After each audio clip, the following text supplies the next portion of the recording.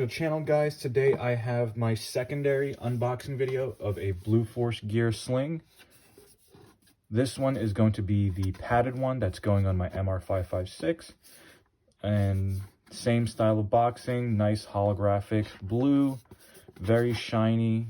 Same thing on the back, holographic blue with the logo encased. Coming out of the box,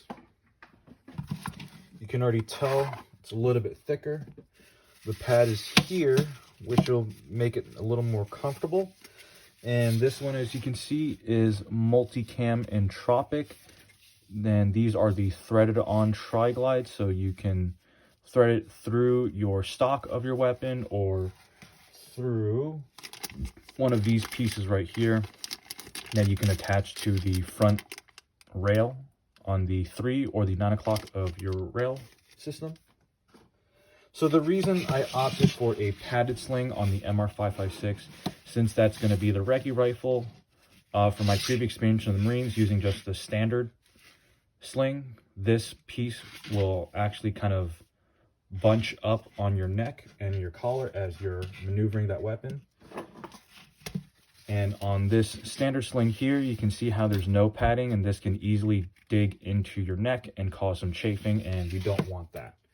And I'm willing to pay the price and wait for a little more extra pad comfort. You can see how squishy this is. It's a little bit thicker material as well. But this has the threaded pieces on both ends. One end is going to hold on to that front rail mount piece, and then the other end is going to go through the rear of the stock.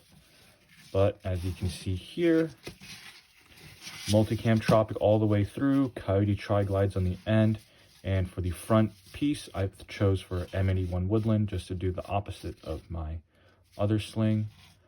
But I'm super excited to use this one. I've never used the padded sling while I was in the service, and already I can tell this feels a lot comfortable, as this is going to be resting over my shoulder and my neck.